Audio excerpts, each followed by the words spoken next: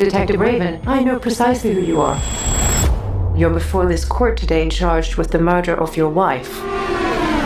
Your guilt must fall below the 92% threshold or you will be executed in precisely 90 minutes. سواء كنت بتحب السفر عبر الزمن أو الكوارث الطبيعية أو الذكاء الاصطناعي اللي بيخرج عن السيطرة أو حتى النجاة في أكوان تانية غريبة، الفيديو ده معمول عشانك. النهاردة أنا جايب لك قائمة فيها أفضل 7 أفلام خيال علمي في 2026. أنا مصطفى روبي ودي قناة رشح لي فيلم، ومن غير تضييع وقت يلا بينا نبدأ.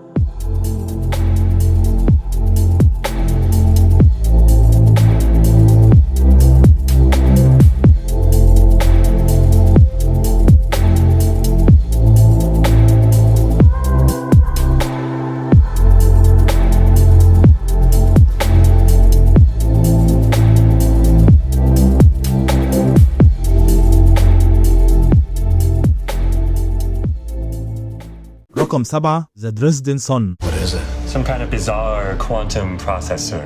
Opens a door to power, everlasting life. It processes quantum energy. I'm not just talking information, I'm talking time and space.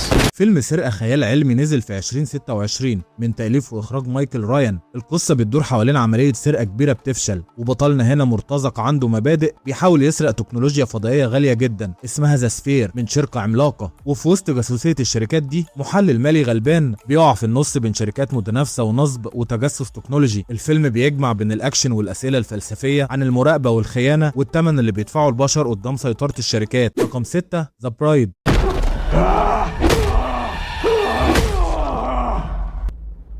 Until death do us part. فيلم خيال علمي بلمسة رومانسية غامضة من إخراج وتأليف ماجي جيلينهال. الأحداث في شيكاغو سنة 1930، وبنشوف فرانكشتاين اللي بيقوم بدوره كريستيان بيل وهو غرقان في وحدته وبيدور على شريكة حياته، وبمساعدة الدكتور إفرونيوس بيقدروا يرجعوا ست مقتولة اسمها إيدا للحياة عشان تكون عروسة ليه. بس إيدا بتصحى وهي فاقدة الذاكرة وبترفض تكون مجرد تابعة لفرانكنشتاين وبتقرر تستقل بنفسها. الفيلم يستحق المشاهدة بسبب الخلطة المجنونة اللي فيه بين الرعب والكوميديا والأداء التمثيلي الجبار. رقم 5 In the Blink of an Eye. My research is kind of a big deal.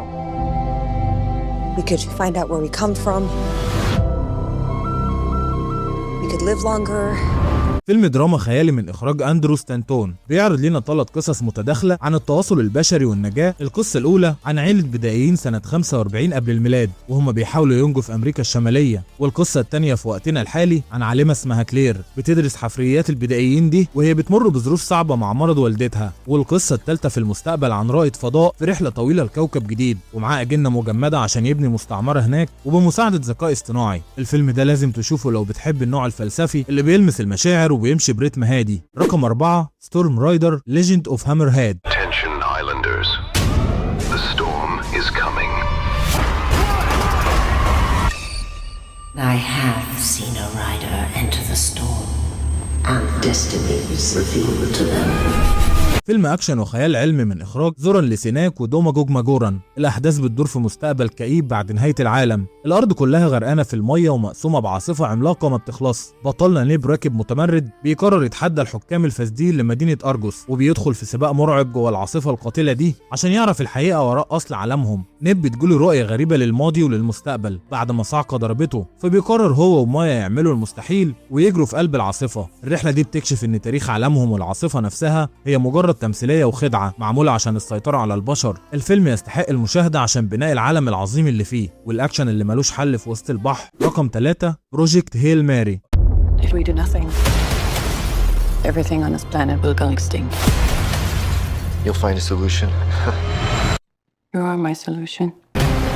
فيلم مغامرة وخيال علمي من إخراج فيل لورد وكريستوفر ميلر ومبني على رواية أندي وير الشهيرة. القصة عن رايلاند جريس اللي بيقوم بدوره رايان جوسلينج، مدرس علوم وعالم بيولوجيا بيصحى من النوم فاقد الذاكرة تماما وهو جوه مركبة فضائية بعيدة عن الأرض ب 12 سنة ضوئية. لما ذاكرته بتبدأ ترجع بيكتشف إنه الناجي الوحيد في مهمة انتحارية لإنقاذ الأرض من كارثة التجمد، لأن في كائنات دقيقة اسمها أستروفيج بتمتص طاقة الشمس. جريس بيضطر يعتمد على علمه وذكائه وإرادته بس، وهناك بيكتشف إنه مش لوحده. بيعمل صداقة غير متوقعة مع كائن فضائي اسمه روكي جاي ينقذ كوكبه هو كمان من نفس المصير. أداء رايان جوسلينج عبقري بيجمع بين الكوميديا والذكاء العلمي والضعف الإنساني في وقت واحد. رقم 2 وور ماشين.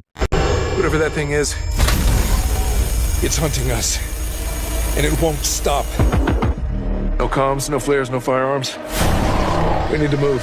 فيلم أكشن خيال علمي من إخراج باتريك هيوز. القصة بتبدأ مع مجموعة من المجندين النخبة في الجيش الأمريكي في آخر 24 ساعة من تدريبهم، بس التمرين بيتحول لمعركة حقيقية للنجاة لما بيتصدموا بتهديد جاي من عالم تاني، آلة قتل غريبة ومخيفة. الفيلم مليان مشاهد قتل وحشية ومعارك بتبين روح الرمق الأخير ضد قوة مش بشرية جبارة. الفيلم من بطولة ألان ريتسون ودنيس كويد وجي كورتني، ومركز جدا على الأكشن السريع والمطاردات اللي تحبس الأنفاس والمشاهد القتالية الواقعية جدا. المركز الأول ميرسي. Detective Raven, I know precisely who you are.